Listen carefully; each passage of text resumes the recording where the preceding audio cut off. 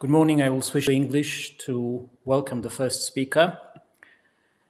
It's a privilege to moderate this session and to introduce to you Johan Rooryck, Professor of Linguistics at Leiden University in the Netherlands and Executive Director of Coalition S, which I'm sure we will learn a lot about in the course of this presentation. Professor Rooryck has been editor-in-chief of the linguistic journal Glossa since 2016. Between 1999 and 2015, he was the executive editor of Lingua, another prestigious journal of linguistics. He is also a founding member and president of the Fair Open Access Alliance and Linguistics in Open Access, as well as being a member of the Academia Europaea. Professor Rooryck, it's an honor and a pleasure to have you here with us this morning. Before I give the floor to you, I would like to say that we do welcome questions from the audience via the chat function. Please feel free to write your questions in English in the chat window at any time. A selection of questions will be answered in the discussion section. Professor, the virtual floor is now all yours. Welcome. Thank you very much for your kind introduction. I will now share my screen and see how that works. If all goes well. I always ask, can you see this? Okay. So I will briefly introduce to you Plan S and Coalition S, and then we can take questions after the chat. Coalition S is an organization of 20 organizations worldwide, bringing together a number of national European funders, including Polish NCN, but also the European Commission. The entire Horizon Europe framework will be under Coalition S policies and rules. We also have charitable foundations on board, international charitable foundations like the Wellcome Trust, but also American ones like Bill and Melinda Gates Foundation, Howard Hughes Medical Institute, and Templeton World Charity Foundation. We also have a global dimension with the World Health Organization, Jordan, Zambia, and the African Academy of Sciences. Of course, we are not alone in this. We coordinate with many other organizations who are active in open access. We have co-signed the Sao Paulo Statement on Open Access with America Cielo African Open Science Platform OA 2020, and we coordinate our actions with OA 2020 and with the Confederation of Open Access Repositories. Why was Plan S devised? Well, the research funding organizations in Coalition S want the following things. They first of all want to make sure that all scholarly publications they fund are published open access and are immediately available to the largest possible audience worldwide. In a sense, you could say that Plan S was born out of frustration. I mean, we've been talking about open access for 30 years, and relatively little progress was made. You could even say that until a few years ago, things had stalled. So Plan S was really an impulse to move scholarly publications towards open access in a short time frame. The purpose for that, of course, is to accelerate science and to allow for greater transparency in research communication. The events around COVID-19 and the worldwide pandemic have clearly shown the need for open access. And this is something that we now need to consolidate. Would we really have had a vaccine a year after the pandemic if it had not been for open access? Imagine the traditional situation in which many of the publications around COVID-19 would have been behind a paywall for 6 months, being inaccessible. That would literally have meant a lot more lives lost than is the case now. So I think the case for open access does not need to be made. Also, in view of the other societal challenges that are before us, like climate change, I think it is urgent that we move to open access as soon as possible. What Coalition S also wants is a cost-effective transition from the subscription model to an open access model. We all know that subscriptions and many open access fees even are not really sustainable. by the libraries. They're not really equitable as well with respect to countries in Eastern Europe and in lower and middle income countries in the global South. So this is really something that we want to address as well in this transition. And the idea of Coalition S is really that all the funders would use their funding to drive academic publishing towards full and immediate open access. The idea is we, the scientists, are the clients of the publishers, and we can demand a different product. That is really what we want. And what is the intention here is to drive that transition by a number of complementary policies that I will talk about in a minute. Plan S is based on strong principles. The idea is no more paywall publications and no embargoes. So open access means for us immediate and full open access without embargoes. Publication should be under a CC BY license by default. We don't want copyright transfer, or we want to minimize copyright transfer. And we also agreed that funders will pay for fees for publication in the transition to open access, but only if these fees are transparent and reasonable. The idea is also that individual researchers do not pay for these fees, but that these fees would be borne by institutions and by the funders. The funders at least have committed to pay for these for these fees if they are transparent and reasonable. I will come back to the notion of transparent and reasonable in a minute. We also have pledged not to pay for fees in so-called hybrid journals. So hybrid journals are journals that publish part of their contents in under subscription rules. So part is behind the paywall and part is open access. The reason that we are not paying for fees in hybrid journals is that hybrid journals have not shown to be an effective means of transition towards open access. We have seen for the last 10 years that publication in hybrid, open access publication in hybrid journal has completely stalled at around 10 to 20%. And this is a situation that we do not wish to tolerate and do not wish to condone. So that's why we have stopped paying for fees in these hybrid journals, unless these hybrid journals commit to a transition to open access in a defined time frame. Then we are willing to pay. So again, this is a means to accelerate the transition to open access. We now also have multiple routes to open access compliance. I will talk about that in a minute. And very importantly, a commitment to a new rewards and incentive system for researchers. So instead of a research rewards and incentive system that is focused on quantity and on journal impact factors, the funders are committed to move towards a system of rewards and incentives that is based on qualitative criteria rather than quantitative criteria. So it will no longer be important to publish a lot, but it will rather be the quality that is assessed. So for instance, when you make an application at a Coalition S funder in the future to obtain funding, you will no longer be asked to give all of your publications, but you will, for instance, be asked to give your 10 best publications and explain to the panel why you think these are your 10 best publications. I'm just giving one example of how this new rewards and incentive system works. So that is again a commitment, because we believe that it is important to completely change that rewards and incentive system that is now geared towards quantitative criteria. And this is basically also what drives the publication in what so-called prestige journals, another notion that we need to get rid of, we believe.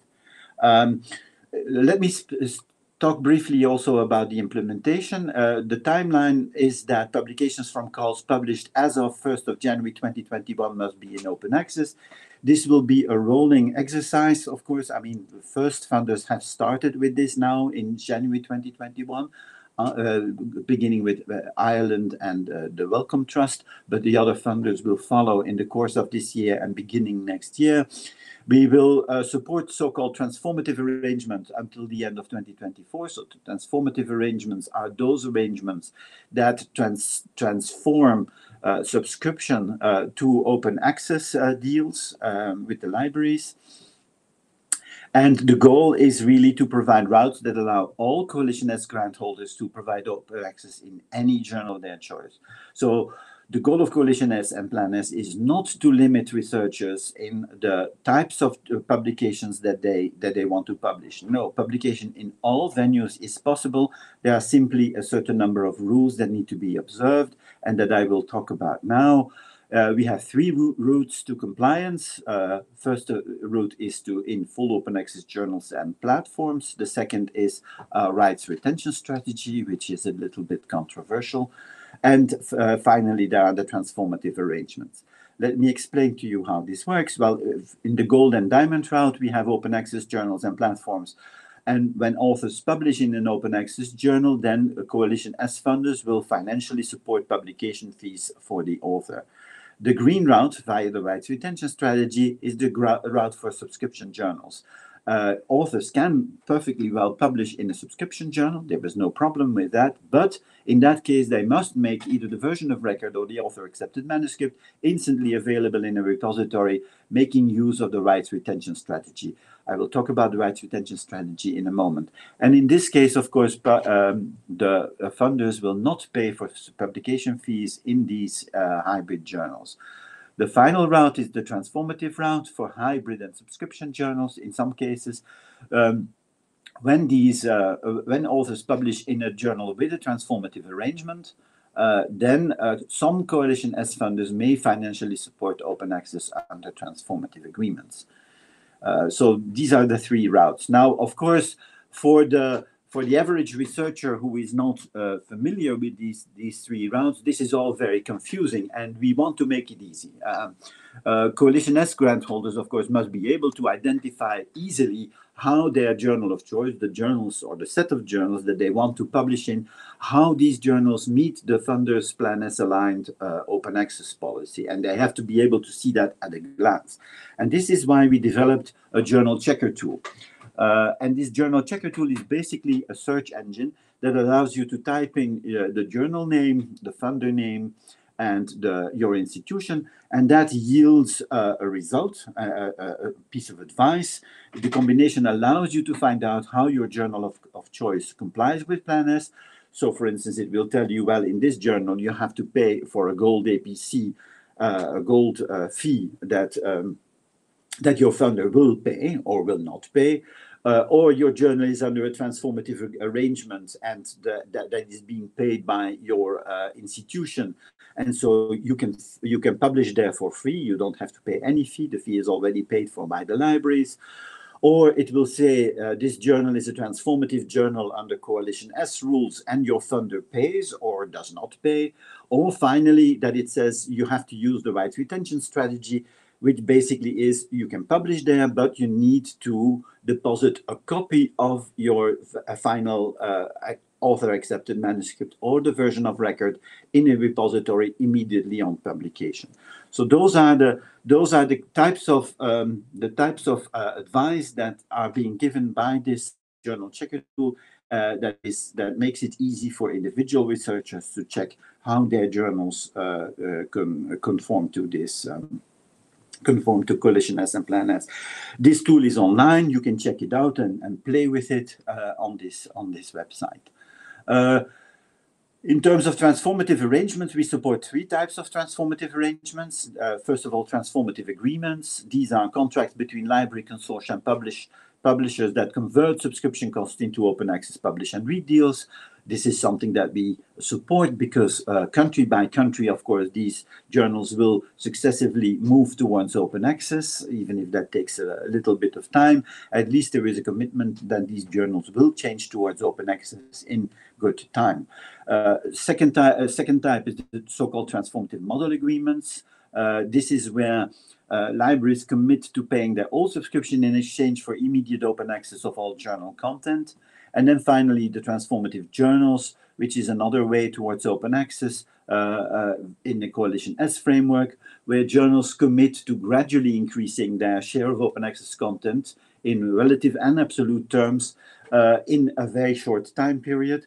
Springer Nature has adopted this framework for their journals, and some Coalition S funders, not all Coalition S funders, have agreed to pay for the fees in these journals. As you can see, we are trying every means possible to move the publishers towards open access, to push them both with the carrot and with the stick. The carrot being we will pay for these journals, the stick being, and if you don't provide solutions, we will make sure that all content is deposited in a repository. So this is, I will now talk a little bit about the stick. This is the rights retention strategy. What is the problem that we have noted? Well, many coalition has funded, of course, researchers still want to publish in paywall subscription journals because these subscription journals are recognized as prestige journals in their field, and this is what researchers believe that they need to get ahead in their field. And many of these journals do not yet have open access options. Now, under the new grant agreements of Coalition S researchers, these researchers will be required to, via their grant agreement, to deposit at least the author-accepted manuscript in a repository with a CC BY license and zero embargo, and that's all nice and well. That's a contractual obligation. However, these researchers are also asked often by the publisher to sign away their rights, namely to sign a publishing agreement, a copyright, the so-called copyright transfer agreement that gives away their right to the AAM, that tells them explicitly that they cannot share this AAM and cannot reuse it. And this is what then leads to a contradiction. There is a contradiction then between the contract that the author has signed with their funder on the one hand, and with the copyright transfer agreement that is being that the publisher is asking them to sign. And basically, this puts the author, the researcher, between a rock and a hard place. The rock being the funder asking them to do one thing, and the hard place being the publisher asking them to do another thing. And this is something that the rights retention strategy resolves in the sense that we ask researchers to apply a CC BY license to the author-accepted manuscript that arises from their submission to the journal. And we have taken legal counsel that says that this CC BY license takes legal precedent over any later copyright agreement. So this means that if you announce as an author to the publisher, look, I am submitting this manuscript to you, but I apply a CC BY license to the author-accepted manuscript arising from this submission, then that CC BY license becomes an inherent part of that publication, and it cannot be taken away. And it has legal precedence over any later copyright transfer agreement, even if you sign that copyright transfer agreement. It basically takes legal precedence. We have tested this in many jurisdictions, and it seems to hold. And also since July 2020, this has not been contested by the publishers. The publishers don't like it, that's a different thing, but at least they have not legally contested this procedure. And we think it is a very powerful tool to allow researchers to reuse their manuscripts and their work and share it as they please. So how does it work? We have updated, of course, the grant conditions. All grant conditions of Coalition S funders now state that at least future author-accepted manuscripts have to be deposited in a repository. We have also informed the publishers last year, about 150 publishers we have written to and notified that these changes have been taking place. So we needed to do this to make sure that they knew that Coalition S funded authors would be working under these rules. And then finally, we also ask Coalition S grant holders to individually notify the publishers of this and include the details of a public license in their submissions. They have to basically announce to the publishers, I am applying a CC BY license to my submission. And then on publication, they need to deposit a copy of that AAM in a repository. Because that's what the CC BY license allows them to do. So very practically, what does this mean? An author needs to do the following. All the author needs to do is to say, look, my research was funded by Coalition S author, a CC BY, and then include the magic language, the magic words, a CC BY or equivalent license is applied to the AAM arising from this submission in accordance with the grant's open access conditions. Also note that if you are not funded by a Coalition S author, you can still use that a variation on that second sentence. any author basically can make use of the CC BY license, because of course it doesn't make sense to make a difference between researchers funded by Coalition S and researchers that are not funded by Coalition S. Any author has the right to invoke CC BY and to apply CC BY to their author-accepted manuscript, whether or not they are funded by a Coalition as author.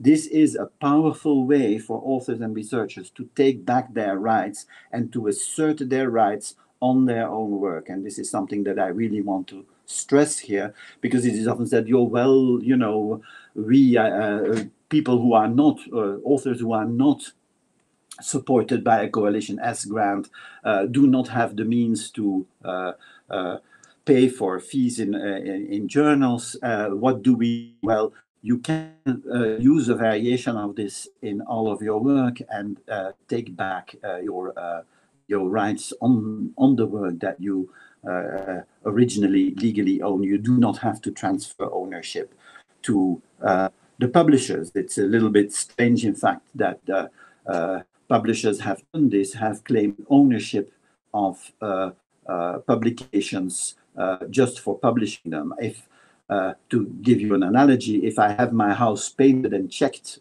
for compliance with, for instance, electricity rules, I do not expect the controlling office to take ownership of my house. It's still my house.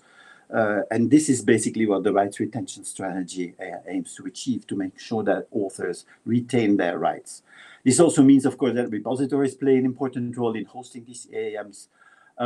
We have also developed a number of aids, resources, information aids about the rights retention strategy, because it is such a very powerful tool of our policies. You can download these on our website if you want to explain them to your authors. I will also be happy to explain this to your authors in your various universities if you need me to help. This is something that we think is especially important for those researchers who do not necessarily have means afforded by funders as well. So this is going forward, we believe this is an important tool. Other activities that we undertake, we of course work closely with researcher groups to understand their needs. We have a set of ambassadors from the open access community to understand better what the needs are of these communities. We also work with early career researchers, various early career organizations like the Global Young Academy, Eurodoc, Marie Curie Alumni Association, and the Young Academy in Europe. We are working with them to see how Coalition S and Plan S affects their lives and their career development. We also work with publishers. We are in active discussions with publishers, especially about the rights retention strategy, but also about transformative journals, and with ALPSP about transformative arrangements for smaller publishers. We also, as I said before, we are working on transparent pricing. We are willing to pay fees for publishing in open access, but we want these fees to be, the nature and the prices of these fees to be transparent. Right now we see discrepancy of, let's say, 500 euros for an APC and 10,000 euros of an APC. We want to understand better why there is this discrepancy, because we don't feel like the difference in quality of the output justifies such a big price differential. And we want to understand what is happening. We have announced last year the requirements for these price transparency requirements. And as of July 2022, we will only pay fees to those publishers who have given us an insight in the price structure of their fees, and only those publishers who provide that information will be eligible for payment. So again, that's a very strong position and joint position in terms of trying to understand what prices we are charged. When I always compare it with going to your local garage when you want to have your car checked. you also get an itemized list of everything that they did to your car. Whether there was an oil change, whether they changed the tires, you get an itemized list. When you publish with the publisher, you basically get a single fee and you don't know what was done to your article or why. This has to change. One more activity that we are undertaking is in the field of diamond open access journals. Diamond open access journals are journals that are open access, but where the author does not pay. The author does not pay and the reader does not pay. That means that these journals are not dependent on per unit payments and therefore a little bit vulnerable because they're often paid by institutions or by volunteer work or other more precarious funding. We put out a tender for study on these diamond journals and platforms, and we recently received the results of that study, which you can consult here. We found that there's an archipelago of very small journals, but that still represent jointly about 8 to 9% of yearly publications. They have a number of technical and financial challenges, and the recommendations of that study were to set up a capacity center so that these journals could take advantage of each other's expertise and also move towards the compliance rules that Coalition has set up for journals. Also with a view to making sure that those journals can be adopted by the Directory of Open Access Journals. I will round off my presentation just to say that Plan S is, of course, part of a much wider open science movement looking to accelerate the transition to providing research results in open access in order to better address the societal challenges that are before us. This is something, of course, that we cannot do alone as Coalition S. To make full and immediate open access and open science a reality, we need a global coalition, a global alliance of funders, institutions, researchers, and publishers. We need to do this together. And on that note, I would like to stop my presentation and open it for questions. Thank you very much, Professor, for a most illuminating presentation and for excellent timekeeping as well. We have a slight delay, but we do have at least 10 minutes, probably more, for questions. There are some questions in the chat window. I'm sure you can see them. Yes, I can only see them now, so I would have to look. Okay, may I read out the first one? Yes, I wonder if you would find the chat window right now. Okay, so the first question that I see here is, are there any long-term plans for Coalition S to support and develop open source software for the inside repositories that universities could use, such as this space, or we should aim to use ones hosted outside, such as Zenodo, OSF, SciArchive, etc.? Coalition S has no plans to develop software like this. We are for repositories. We are working together with JISC in the UK, who have a service called Core, and Core is developing some tests that allows repositories to test themselves in terms of compliance.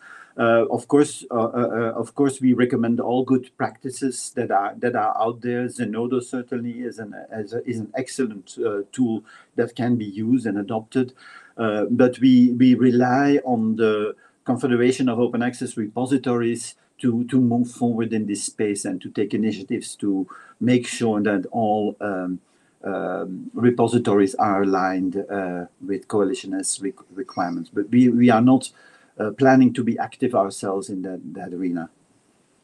Mm-hmm. Thank you very much. There's another question here which seems to have been answered by one of the participants, but perhaps you would like to address it as well. Does a journal checker tool check if a journal is not a predatory one? An answer has been provided here. The journals were vetted, but if you have a yes, the journals were vetted in the sense that we of course rely on a number of databases, including the Directory of Open Access Journals, So most of, I mean, this doesn't mean that the occasional predatory journal may not have slipped past the post. But if you find a predatory journal or journal that you think is predatory, please inform us. I mean, we are open to all corrections and suggestions to improve the tool. The tool is updated every 2 weeks, so we are open to all suggestions. Okay, thank you very much for the clarification.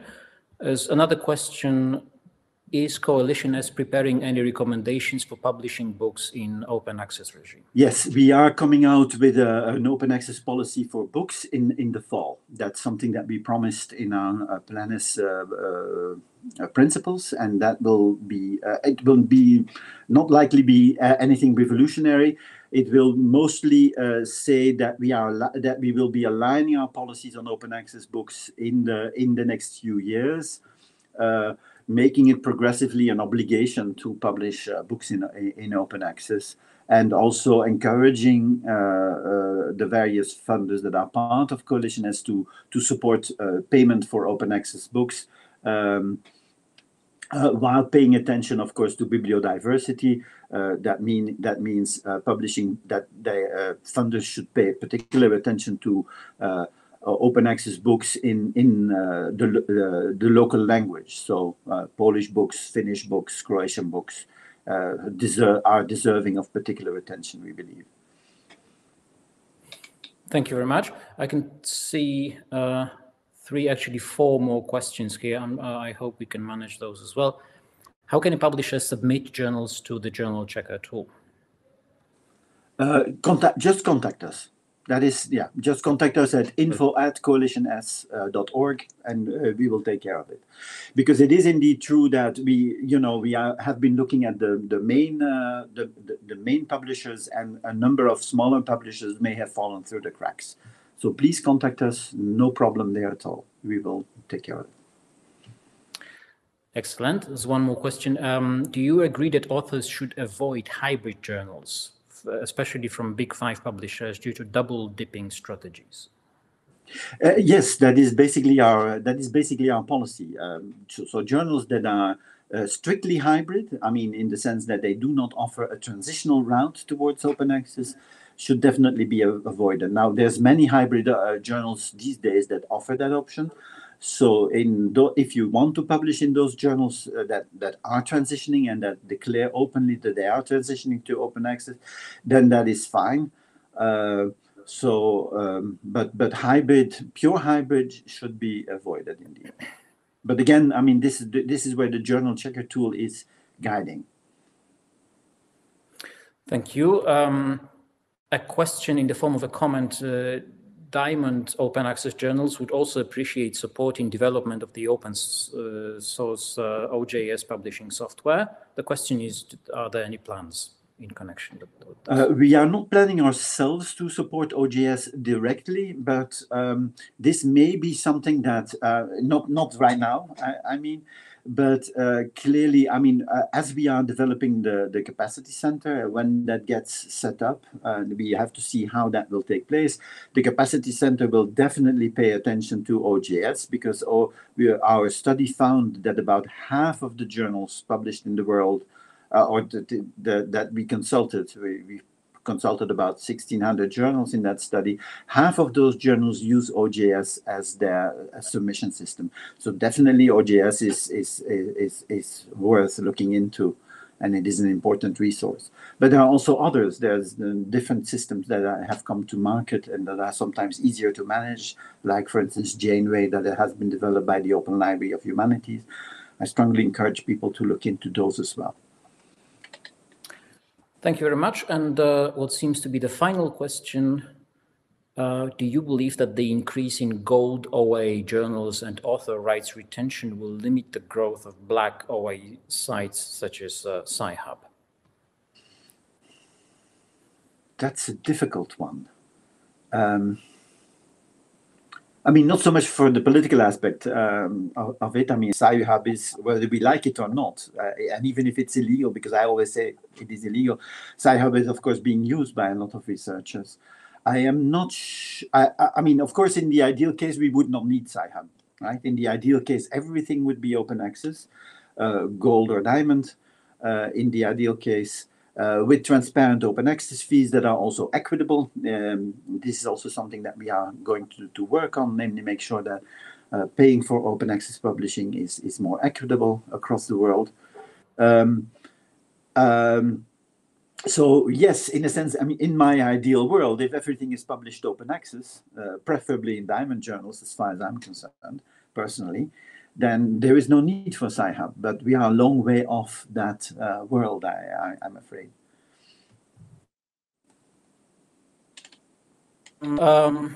Well,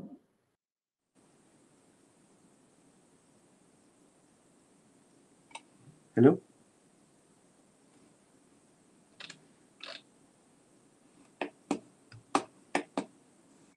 Small technical problem for Professor Bogucki, but I think also that we are close to the schedule, and well, yes, we've got only thanks in comments. So, Professor Rooryck, thank you very much for a very informative lecture and discussion. Well, thank you very much for inviting me, and yeah. do not hesitate to ask more questions. I can also share my talk with you, and you can put it up. But I mean, this is recorded, but I can also provide a PDF. And do not hesitate to contact us, because we know there's a lot of questions and a lot of there's a lot of our policies require close attention and a lot of explanations. So always happy to provide that. Yeah, thank you very much, and especially because I am all the date humanist, I'm interested in this policy towards books publication, because yes, well, nowadays we publish them in open access, but mostly on our national platforms, and discussions with moguls like Prepels and Brill is very hard, and especially pricing is very interesting. Yeah, pricing, yes, exactly. Pricing is a problem. We will closely work with DOAB, the Directory of Open Access Books. That for us will be guiding.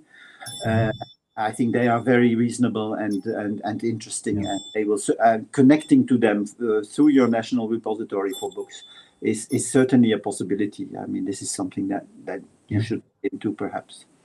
Yeah, and I think that's the spirit, that we should share our knowledge, even if it's on the national platforms, on worldwide. That's the way. Absolutely. Yeah. Thank you once again, Professor Rooryck. Thank you very much for your participants in the seminar. Thank you. Professor Bogucki also sent you his thanks in comments. Proszę Państwa, zakończyliśmy pierwszą część naszego wykładu naszych wykładów wprowadzających.